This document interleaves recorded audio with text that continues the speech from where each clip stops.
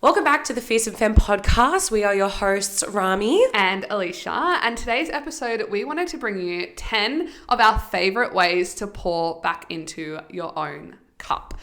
A lot of us, and women especially, are always so focused on everyone else, but we need to make sure that we pour back into ourselves. And especially as we're coming up to the last few months of the year, we want to make sure that you get to pour from your overflow and not what you need for yourself. So let's just get straight into it. And Rami's going to give us our first one.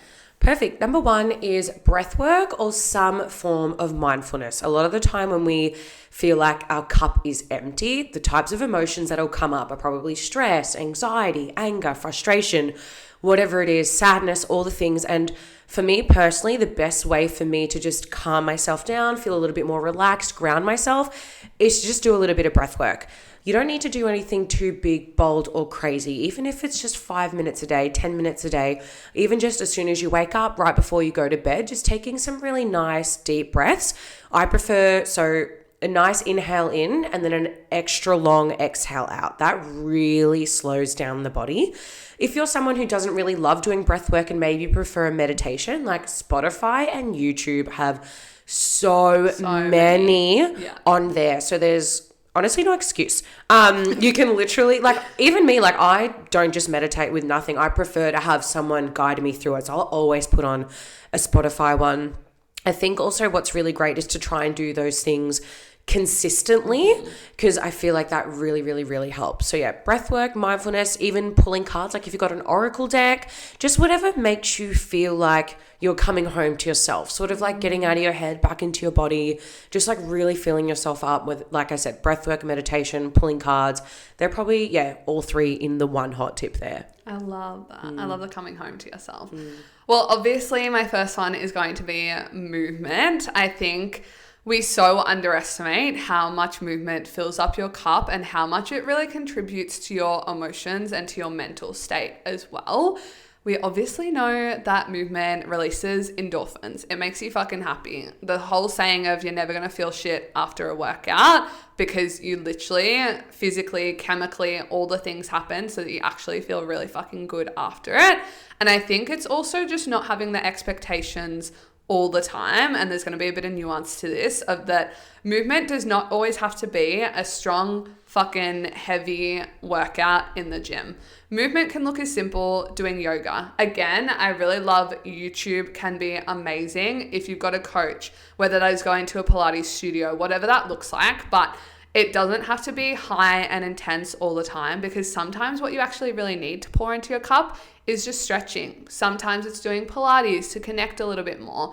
Also, in that fact, sometimes maybe you do just need to go to the fucking gym, lift some heavy shit, and get into that sort of zone and mode. And again, I feel like this is something that you're going to know on the day what you need the most. But I also like to look at, on my mood of the day, okay, cool, what sort of movement have I done today? This is where I also really do like tracking steps, is because some days I'll be like, oh, I'm not feeling great. I look at my steps and I've done like 2,000. I'm like, okay, that actually starts to add up and make a little bit of sense for me. So in that, walking, going outside, like you can do workouts outside, nothing's stopping you from going to the park and doing a workout in the sunshine. So whatever that looks like, but movement every single fucking day. The whole like generic, I think, that the doctors prescribe and all the things is 30 minutes a day.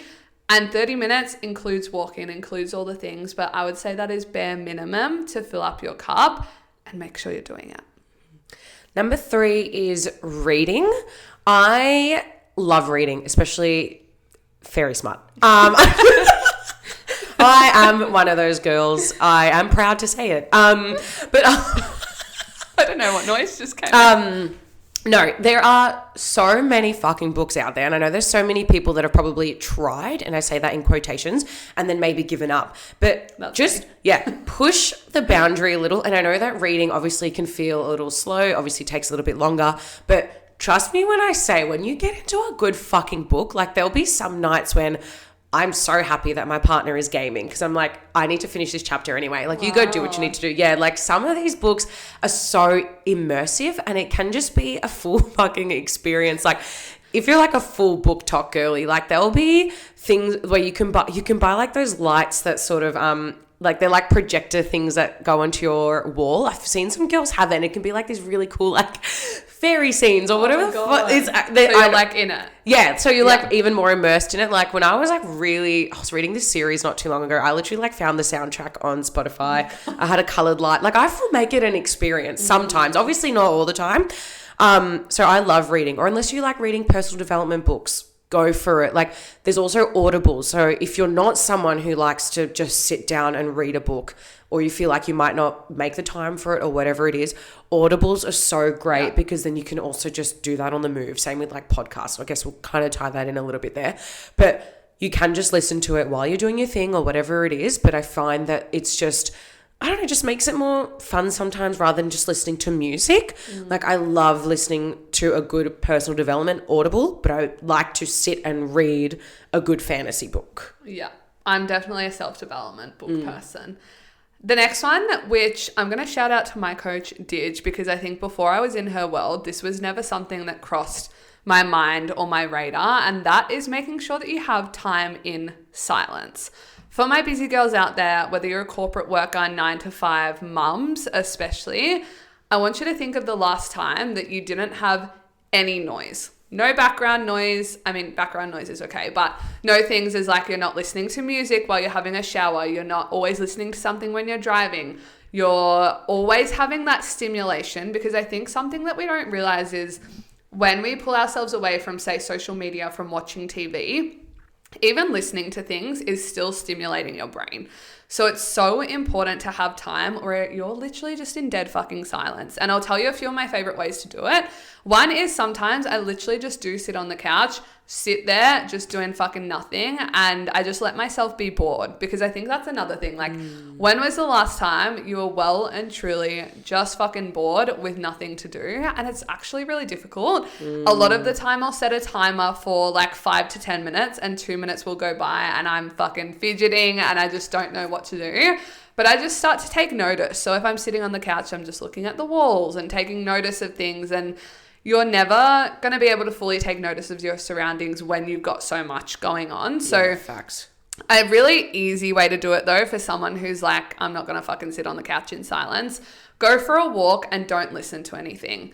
I'm always that person because like a few years ago, either my headphones broke or I lost them or something, and I just never purchased another pair. And to be honest, it was the best thing I've ever done, because when I go to the gym, I don't have headphones in. Obviously the gym plays its own music, but when I go for a walk, I don't have headphones in. I also run without headphones. That is a big test. It's fucking hard, but equally, that is when my best ideas come to me, because that is when the creativity flows of you've got nothing else. Again, you start to notice so many things in your surroundings, whether it's the fucking birds chirping in the tree, whether it's beautiful flowers, all the things. Tell them about the color thing.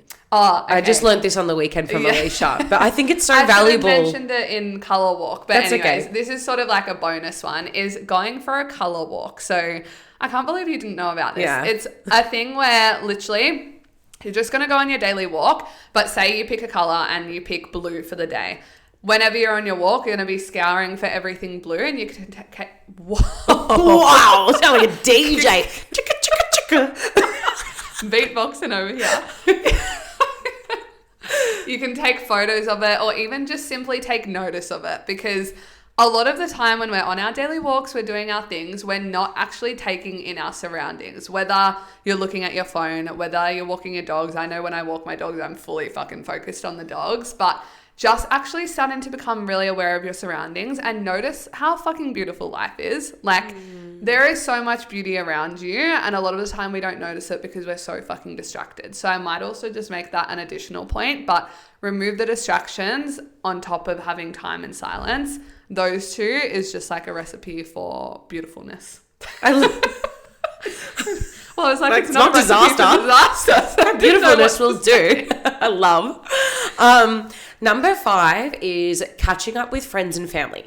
Now, with this though, is you need to audit that you are catching up with people that actually help you fill your cup up, not just for the sake of it, or not because you feel like you need to, or they're expecting it, or whatever it is. Because I think there is a catch-22 with catching up with friends and family, is sometimes we do it and it can sometimes make us feel worse, not because of the people, but because we didn't I don't know, maybe we didn't get enough value out of it, or maybe we were just that tired and exhausted and burnt out that we couldn't actually fully be present and enjoy ourselves. Whereas I know for a fact that sometimes hanging out with I'll say the right people in quotations, as long as you've got the best people around you. Like, I'll hang out with them, whether it's girlfriends or Alicia or even Vass or whatever.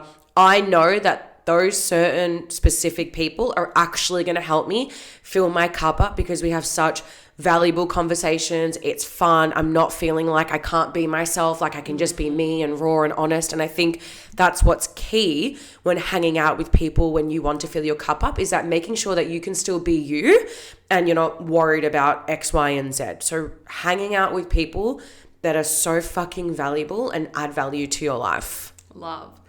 The next one is going to be, I think we're up to like 6, is going to be date nights, including solo date nights. So if you're listening to this and you're like, I've been fucking single for the past 5 years, don't care. When was the last time you dated yourself? Yes. Because even if you're in a relationship, are you going on solo dates? Or are you having time where you are taking, like, you're dating, you're whining and dining yourself, girl? Like, yes, we want a man to do it for us, a woman, whatever your type is, but like, do it for yourself too, because you fucking deserve it. So I'm going to touch on each separately. Firstly, if you've got a partner, actually schedule in quality time and purposeful time for your date nights, because I've been in a relationship for 5.5 years now. Rami's been in a relationship, and it can be so easy just to fall into the same old routine. Yeah. Especially when you live together as well. Yes, 100%. Or just going, let's just stay in and watch a movie. Like, that's a classic for us of just like, we'll want to go out for a date night, but nah, it's just so easy to stay in. But it is so important, because that's where, like, you fall in love with each other all over again. And that's where you get reminded of the cute little fun times that you have, and going out for dinner dates or going out. My partner is obsessed with golf at the moment.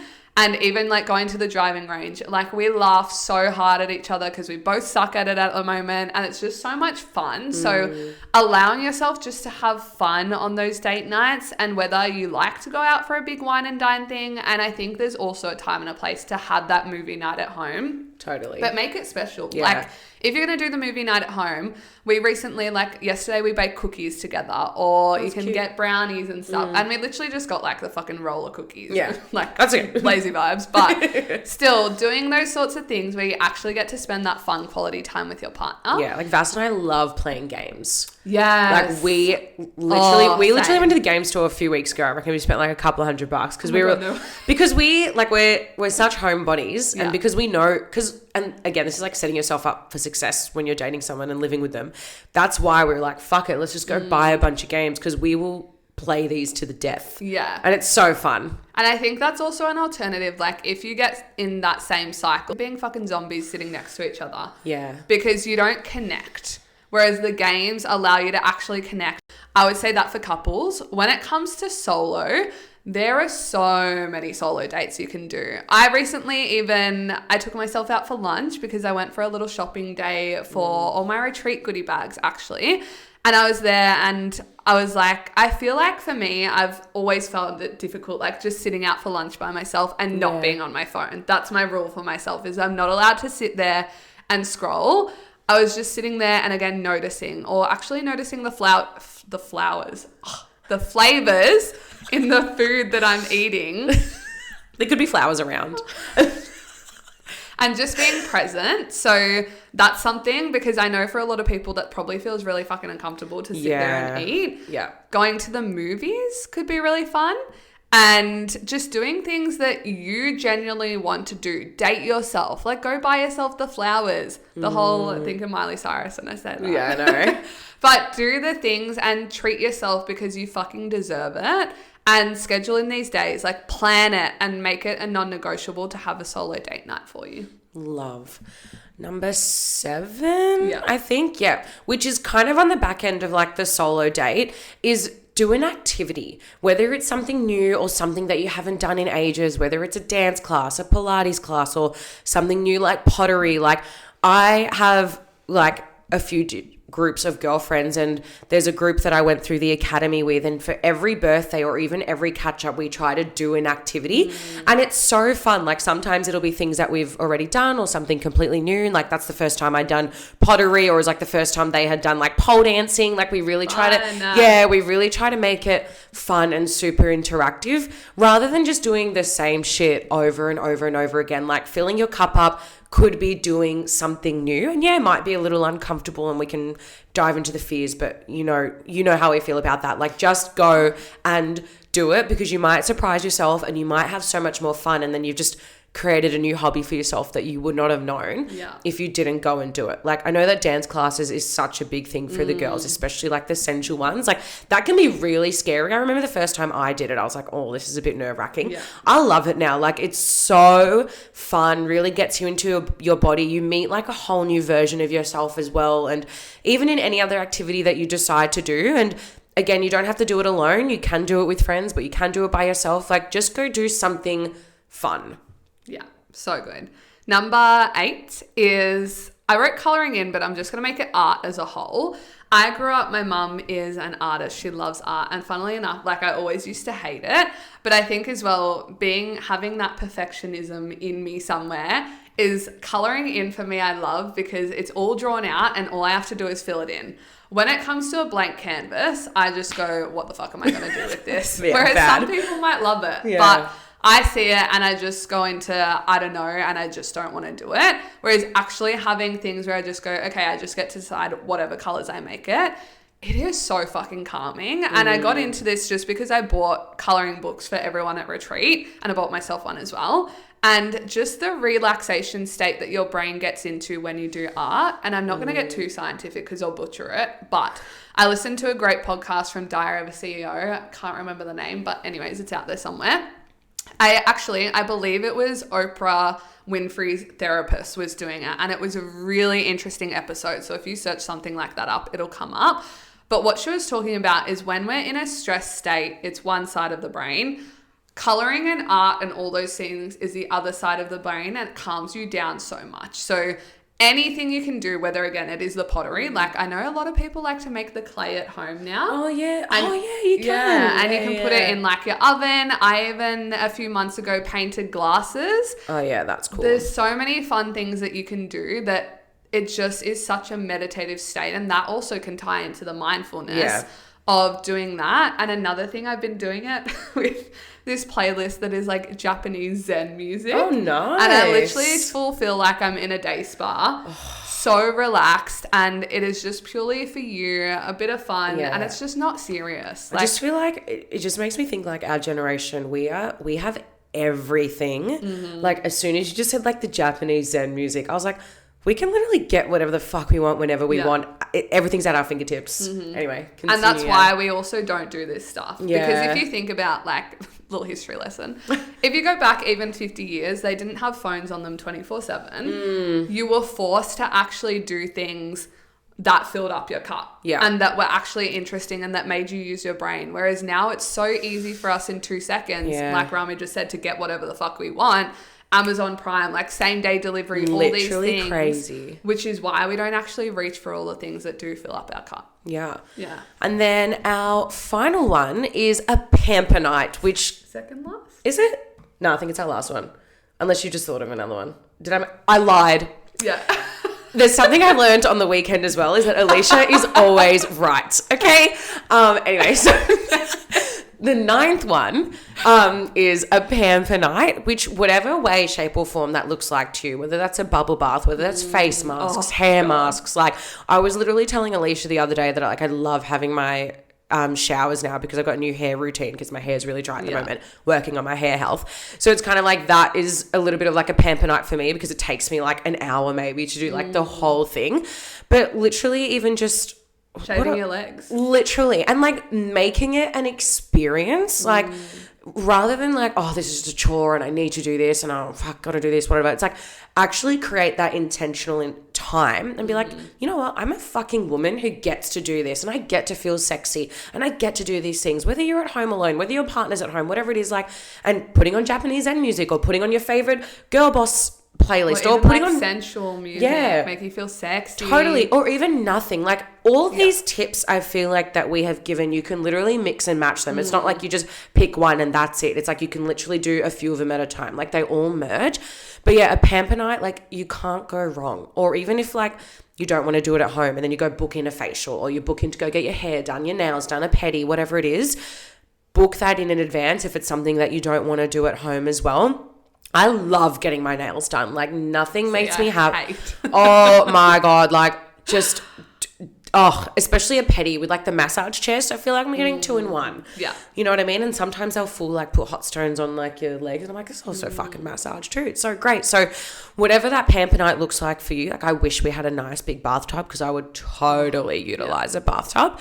And there's spas everywhere, literally. Endota Spa, so Alba, Mornington, wherever you Pond, live. Literally book that in if you feel like you want to. So absolutely love a pamper night. And if you're listening to this thinking like, fuck, I haven't had one in ages, this is your sign, girl. Go have one. Go do it. You just feel rejuvenated. Oh, it's the best. There's nothing better. Yeah. Well, our final tip is going to be cooking/baking. Now, I actually find it so funny because we just said on the weekend we both hate cooking. Yeah. But I think it's obviously in the right state, right? Yeah. Like set yourself out time. I know I hate cooking when I'm in a rush because Yeah. I'm flustered, there's shit everywhere, it's all happening. If I have a good amount of time, actually, I made dumplings recently. Yum. And that, again, so meditative because something with dumplings, like the folding of them. We bought, because I used to fold them because God Yeah. bless Vass, not very good, illy babes, but he would make the filling. Yeah. But we bought one of those like clamper does it things. work? Yeah, it's great. Oh. Oh my God, does it shave the fucking time? Yeah, Get 'cause one. that's what takes forever. No, get one. Yeah. Highly recommend. Because you're right, it's like an hour I at know. least. You're just sitting there and you're when like, you've got your how- nails on, it's I even know. fuck because you're like pointing into the fucking thing. Anyway, sorry, go. But I do like the folding in that I Yeah, have true. to like focus. So I guess it depends how Yeah. much time you want to Yeah. spend on it. But I think when it comes to cooking and baking, like actually set yourself out time Yeah. and do something that you're going to find really fun. So whether that is dumplings or whether like I went through a phase when I was younger where I loved making cakes. I made everyone's birthday cakes. Like I made mum a full fucking rainbow cake with like 6 tiers and fondant and everything. Yum. And it was so much fun and I genuinely just loved it. Again, I had the time for it. So I think like make sure you have plenty of time. The world is your oyster. You can literally cook whatever you want. And then the fun thing with that, like you can give it to friends and family. You can have it there. And then it's like, then you appreciate your creation. You get to have it after. So I just thought that's a really fun one that sometimes we don't do because we're always so rushed in that busy mindset. But on that afternoon that you're free, and you can do it with your partner again, like it can make for a really fun date night. Even Yeah. make your own pizzas. Yeah, Like yum. the ideas are endless. So yeah. Yeah. Perfect. Done. Well, thank you so much for listening. If you guys like those tips and you've started using them and you've got some good feedback, please let us know because We want to hear it. yeah, and we always hear the term that people's cups are empty and they need to fill their cups up and all that sort of stuff, which is exactly why we wanted to make this episode for you guys and just give you some fun examples. Like I'm literally like they were actually really great. I know. Now I want to go do them all. You're literally same. So yeah, please let us know how you feel about them. And if you could pretty please give our podcast a follow, rate it 5 stars, subscribe on YouTube, and you can find us on Instagram at Fierce and Femme Podcast or individually at Rise with Rami. And Alicia Warren __. And we will see you next week. Bye.